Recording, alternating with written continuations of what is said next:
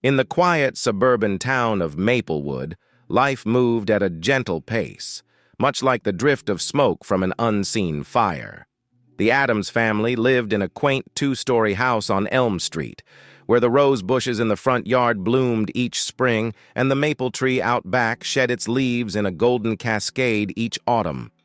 For 16-year-old Alex, life was a series of predictable routines: school, homework, soccer practice, and time spent with friends. It was in these familiar rhythms that Alex felt most comfortable, until the day everything changed. It started as an ordinary Saturday. Alex was lounging in their room, earbuds in, music blasting, when the sound of their mother's voice pierced through the beats. "Alex, can you come here for a moment?" There was a strange tone to her voice, one that made Alex's stomach flip. Pausing the music, Alex headed downstairs, trying to keep their expression neutral. Mrs. Adams stood in the kitchen, holding something small and metallic in her hand. It took Alex a moment to realize what it was: their electronic cigarette, the one they thought they had hidden so well. "Do you want to explain this?" she asked, her voice trembling with a mixture of confusion and disappointment. Alex's mind raced. The first instinct was to deny, to claim ignorance. "I don't know what that is," they said, trying to sound convincing. Mrs. Adams wasn't buying it. She placed the device on the kitchen table and crossed her arms. "I found this in your backpack, Alex. Don't lie to me." Panic set in. "It's not mine, Mom, I swear. It must belong to one of my friends. Maybe they put it there by mistake."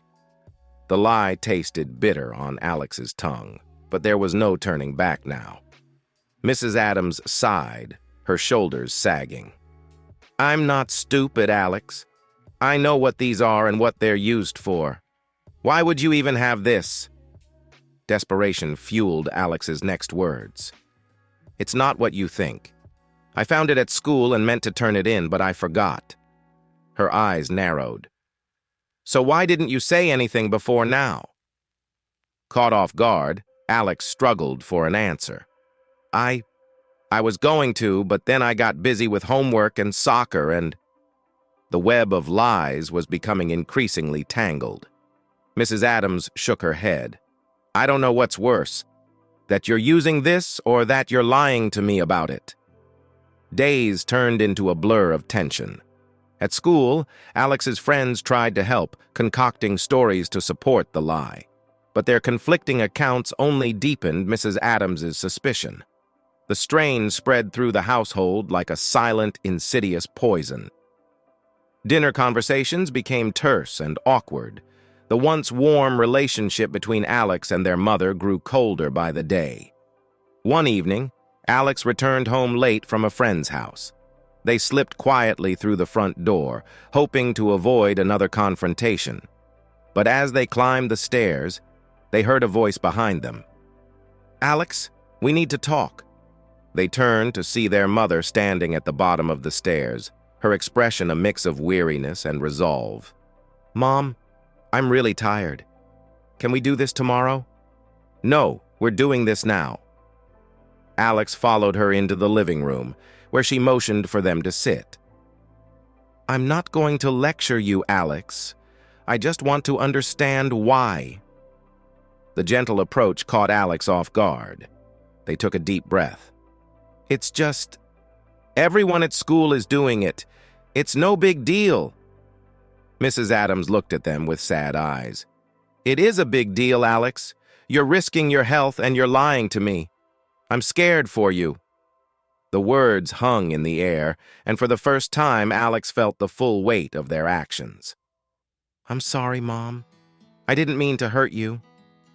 From that moment, things began to change. They set new rules and boundaries, and Mrs. Adams suggested counseling to help rebuild the trust that had been broken. Through it all, Alex learned valuable lessons about honesty and responsibility. The journey wasn't easy, but it brought them closer together, forging a stronger bond. In the end, the Adams family emerged from the ordeal with a renewed sense of trust and understanding. They knew that life would always have its challenges, but together, they could face anything. And as Alex looked back on that turbulent time, they realized it had been a turning point, a moment when they truly began to grow up.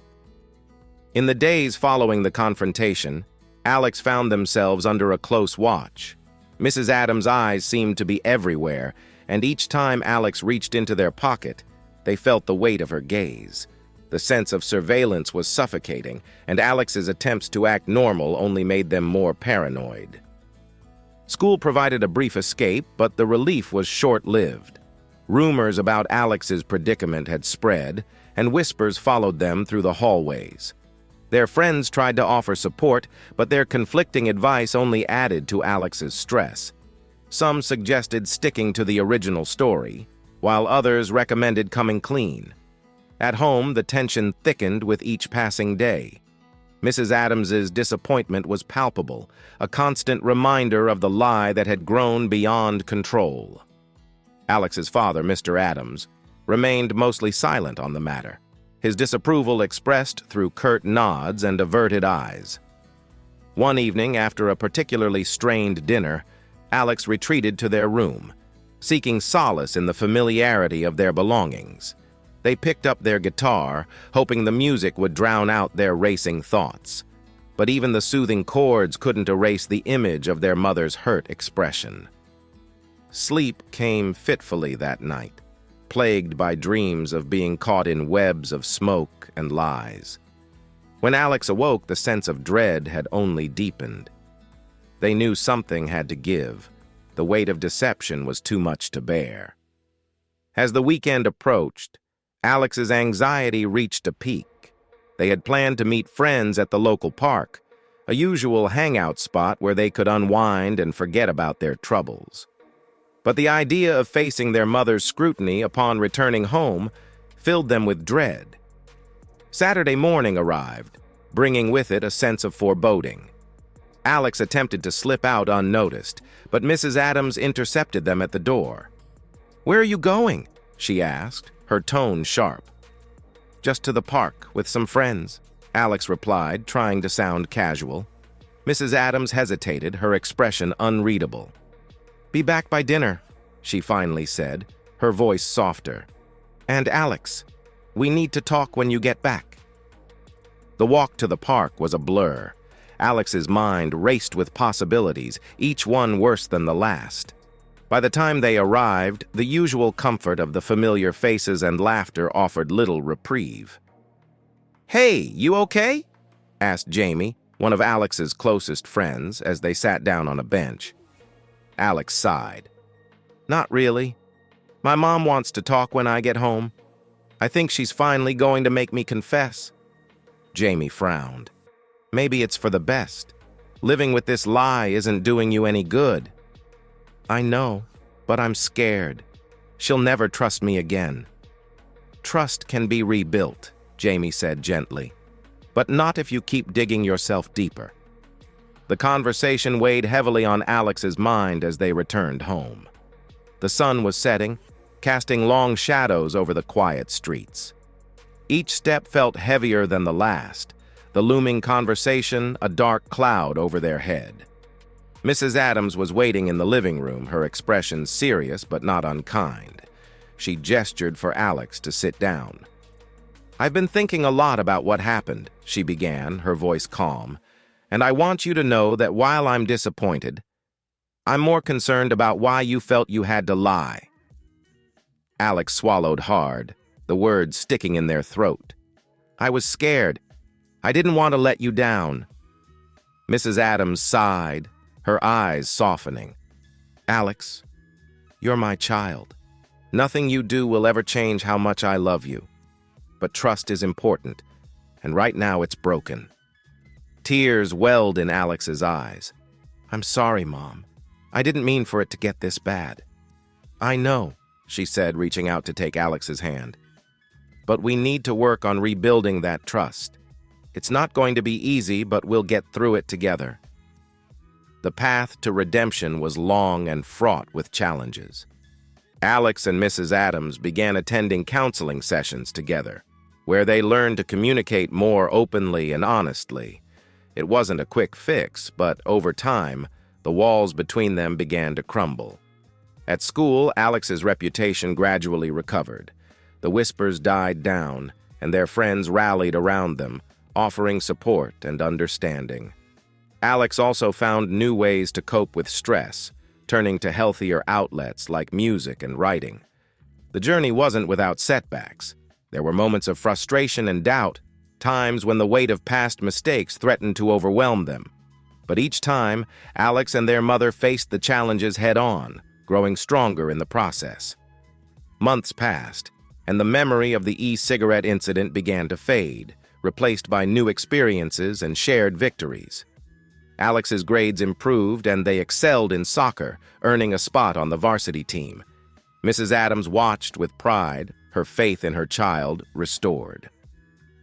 One evening, as they sat together on the porch, watching the sun set over Maplewood, Mrs. Adams turned to Alex with a smile. "You've come a long way, you know that?" Alex nodded, a sense of peace settling over them. "We both have." The air was filled with the sweet scent of blooming roses, and the world felt full of promise.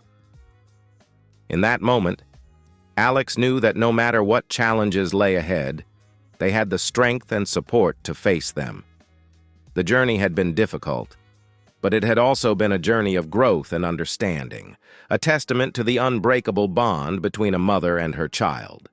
And as the stars began to twinkle in the twilight sky, Alex felt a deep sense of gratitude. They had learned that honesty and trust were the cornerstones of any relationship, and that true growth often came from the most difficult experiences.